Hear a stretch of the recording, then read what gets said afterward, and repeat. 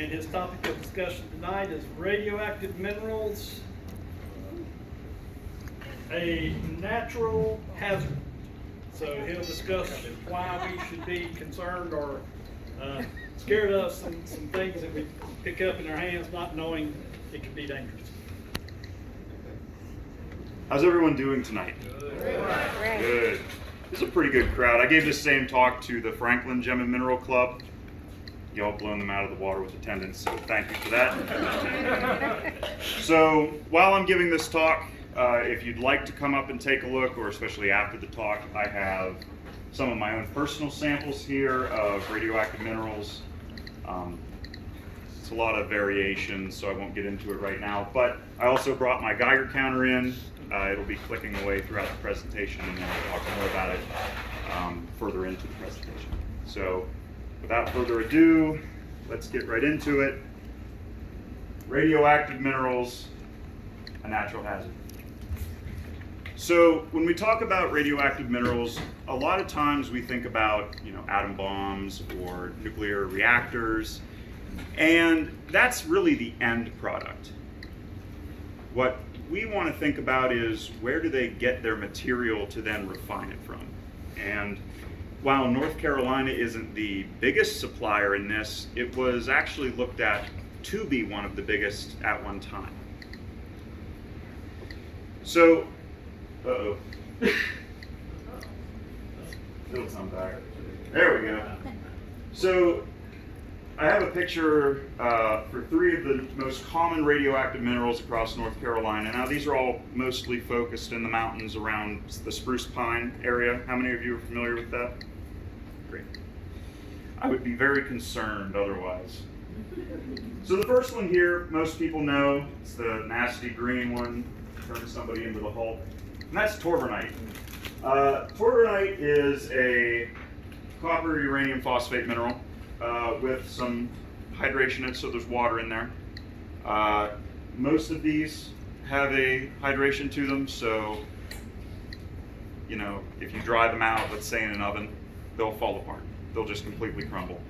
But torvernite has this beautiful cubic structure, forms these nice little crystals, and they're radioactive. The second most common is uranethane. This is that yellow kind of material that they find in spruce pine a lot of times in the mines.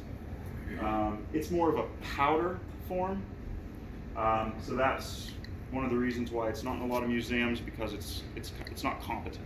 It can't really stay together. But sometimes you get a nice piece, and it is a very nice display specimen. Now the last one goes by 2 names, but it's pretty much basic uranium. Uraninite. Now, some of you may know it as pitchblende. Pitchblende is the old miner's term and old geology term for it that's kind of been put to the wayside in terms of more scientific accuracy. But these are the big 3 for North Carolina. Now, next one. What would you say is the nicest fluorescent mineral found in North Carolina? Highlight opal. Yes, sir. So, highlight opal, shown here, fluorescing, gets its activator from uranium. Now, that is to say that it won't really set off a Geiger counter. I have a fairly large piece of highlight opal at home. Glows like you wouldn't believe under a fluorescent light. Most of you have some of these samples. But the Geiger counter right here, nothing. Now, atomically speaking, in there with the silicon and the oxygen and a little bit of water, every once in a while you'll get a little uranium ion. And that will cause an impurity just important enough to cause it to glow green. And other minerals to glow green, it's not very exclusive. Now, getting more over into the mountains, especially around Spruce Pine, how many of you are familiar with this mine site? What's the name of it? It's like Chalk Mountain. Chalk Mountain. Absolutely. So I had an opportunity to work for the state at one point, and we were discussing radiation because they actually have a lead box in their basement, 2 stories underground, and it's kind of known as the no-go zone or the danger corner because same Geiger counter, I brought it into work one day, 50 feet away through a 2-inch lead box. Now I understand the door was probably made of wood, but even so, that Geiger counter was basically telling me, yeah, you don't want to go over there. And for good reason. The same box held specimens from Chalk Mountain and other parts of North Carolina and other parts of the world that were incredibly radioactive. Through my work there, I actually got to hear a story from one of the old miners in that area that said when they were blasting, they found a bright green rock. It was torbanite, of course, and from 200 feet away, they had Geiger counters, and it was setting off that Geiger counter to the point where they needed to do something about this rock immediately. So they had to take care of it. Now, would you like to see it in the museum? Sure, it's pretty, but it is a natural hazard, and we've got to consider public safety. Now, unfortunately, access to the Chalk Hill mine has been restricted in recent years because of liabilities. But sometimes they have hinted at opening it up, and that would be very nice. I know a lot of beautiful samples of not only torbanite, but feldspar, quartz, highlight opal, just to name a few, have been found there, and it's really a loss for people in our community. But moving on, let's talk a little bit about radioactivity in general. So radioactivity can be broken down into several standardized parts, I guess you could call it, and that consists of an alpha particle, a beta particle, X-rays, gamma rays, and neutrinos. Now, for the purpose of this, I'm really only going to get into the first 4 because neutrinos mostly occur from solar winds. They're more isolated in space, and we don't see a lot of that, and we have nothing that can really stop it.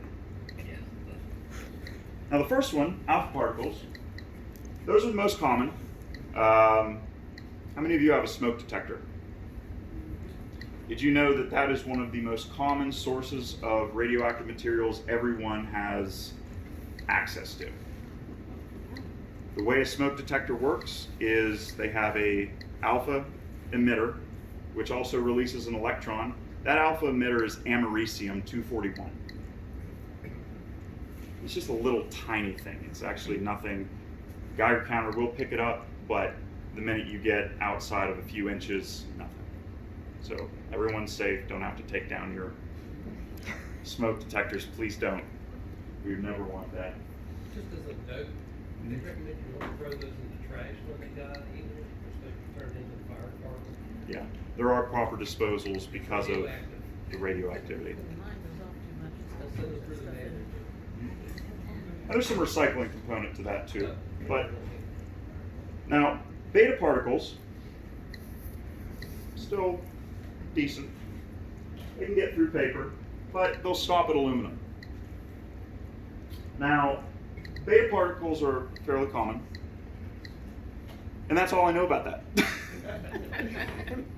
X-rays, on the other hand, most people have some experience with this. You've gotten an X-ray, the dentist, broke a bone. Unfortunately, that happens. But we also get it through other means, and it will stop at lead. Now, gamma ray is where we probably have to be a little bit more concerned. Speaking of gamma rays and beta particles, now I don't want to forget this. This Geiger counter is specifically set up to pick up beta and gamma. Alpha won't register, but most things throw off enough beta and gamma for it to register something. That's why a lot of these samples up here would make the Geiger counter react. Now, the gamma rays, most people like to think of them like bullets. They're careening through whatever they can, and just like a bullet, they're doing damage. Now, unlike a conventional bullet that you can actually see, these gamma particles are so small that you need special equipment, hence the Geiger counter. But these take a lot to stop. Lead won't stop them. Concrete does the job because it has a lot of water in it. Rocks that contain water, so granite, I know granite has a lot of water in it actually. Other things, mica, anything that has a hydrated component to it, that'll do its best to stop gamma radiation. Matter of fact, SpaceX, as well as other NASA affiliated companies, are looking to their water tanks, their onboard storage tanks for their spaceships, as a means of protection against solar winds. So, big thank you to water. Now, and you've got the paper aluminum lead, concrete, what thicknesses are you saying involved there? That all depends, and that's actually a very good point. So,